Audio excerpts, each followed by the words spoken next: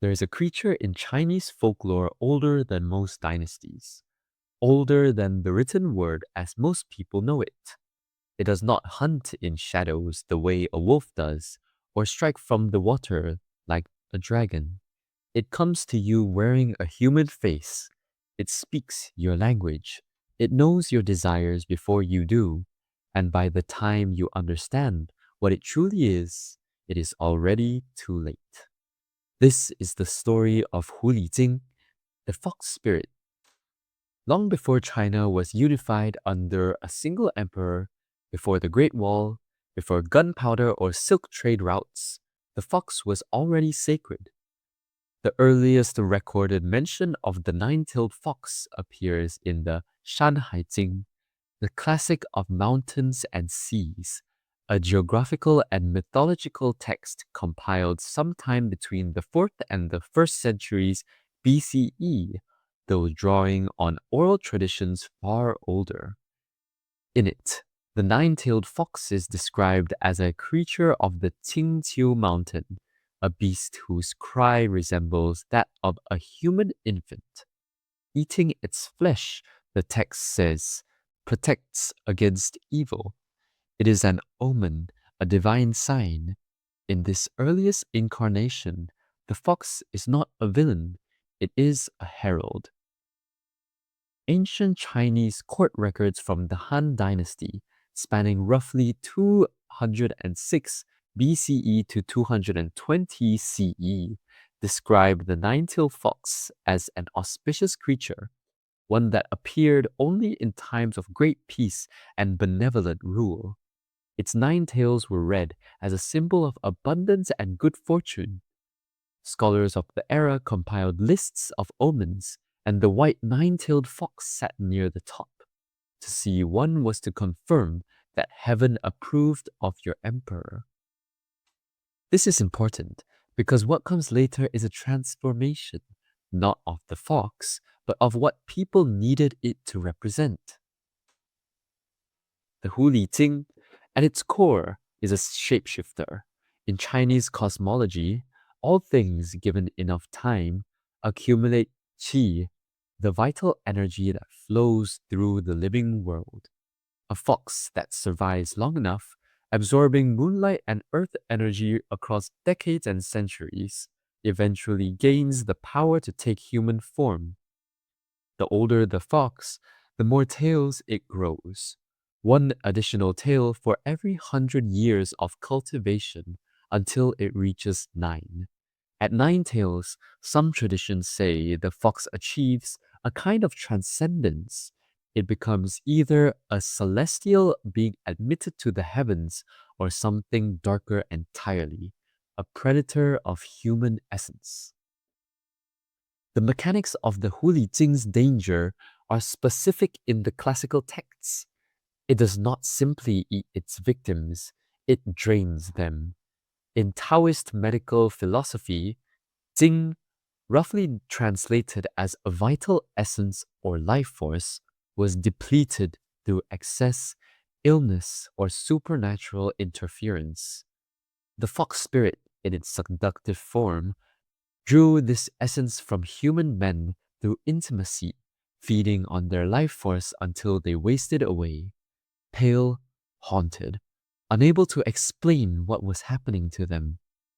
Physicians of the Tang Dynasty, around the 7th to 10th century CE, documented cases attributed to fox possession, men who grew ill for no physical reason, men who claimed to be visited in the night by beautiful women no one else could see. Whether those men were genuinely haunted or suffering from something medicine could not yet name, the fox became the explanation, and explanations, once they take root in culture, tend to grow. No story made the Huli Jing more feared or more famous than the tale of Daji. According to the Femshen Yan Yi, the Investiture of the Gods, a 16th century Ming Dynasty novel drawing on centuries of earlier oral tradition, Daji was a noble woman whose body was possessed by a 1,000-year-old fox spirit at the command of Nuwa, a goddess of creation seeking vengeance against the last king of the Shang Dynasty.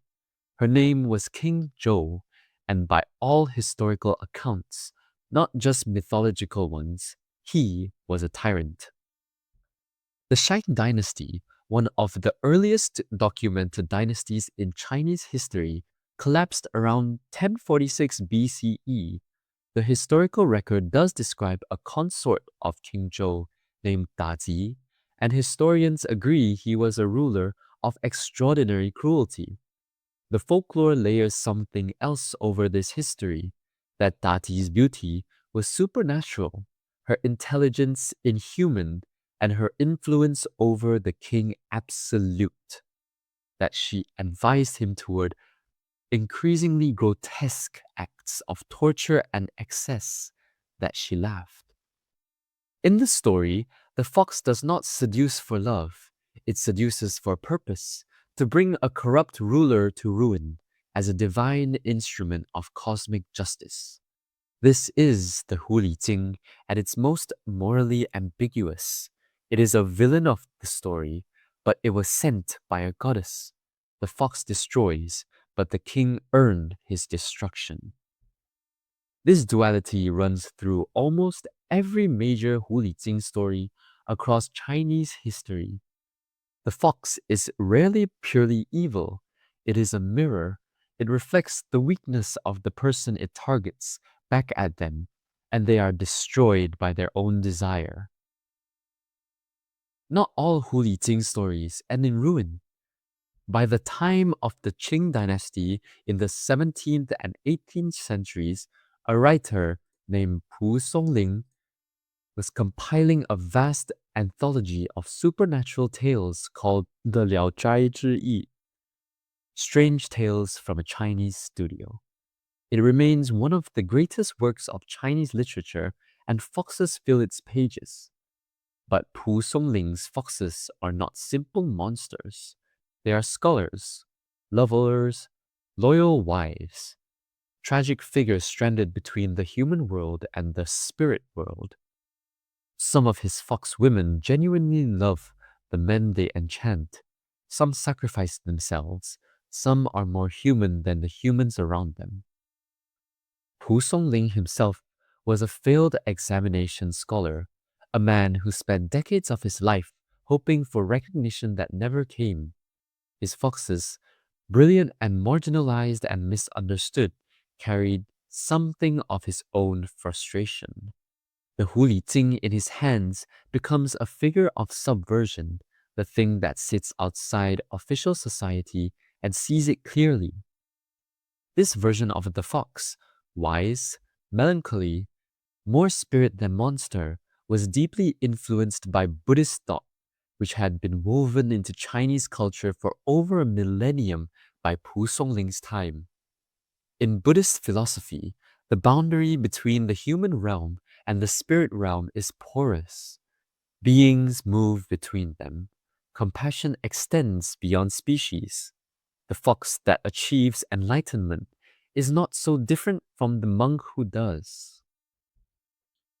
The Huli Jing did not stay within China's borders. As Chinese culture spread through trade, migration, and imperial influence, the fox spirit traveled. In Korea, it became the Kumiho, also nine-tailed but markedly darker in the Korean tradition. The Kumiho craves human hearts and livers, seeking to consume enough of them to become fully human. When the Chinese Huli Jing might choose between good and evil, the Kumiho in its classical form is simply hungry. It wears a human face as a disguise, not as a home.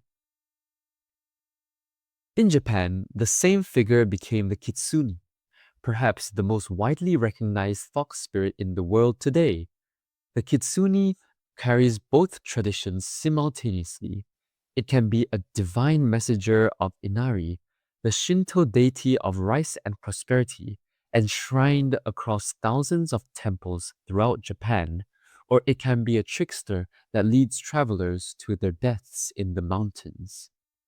Japanese fox lore explicitly maps the number of tails to the age and power of the fox, a system that traces directly back to Chinese cosmology. Three traditions, three sets of fears, three versions of the same question: what happens when beauty is not what it appears to be? Every culture that has told stories about the Huli Jing, the Kumiho, or the Kitsune has been trying to say something about power, specifically about the kind of power that operates outside official structures. In imperial China, women had little formal authority. The fox spirit, female, ancient, capable of deceiving emperors, was a way of imagining the kind of power that couldn't be granted by court rank or inheritance. That is why she endures. She has appeared in Chinese opera for centuries. She fills modern television dramas and fantasy novels across East Asia. She has been reimagined, reclaimed, and reinterpreted by every generation that has encountered her. Sometimes she is the villain, sometimes the hero, sometimes something in between, which is perhaps the most honest version of all. But beneath every retelling, the original fox is still there, ancient, patient, watching from the tree line with amber eyes that have seen dynasties rise and fall. She has been here longer than your city, longer than your language, longer than most of the things you trust. She is still watching, and she is still waiting.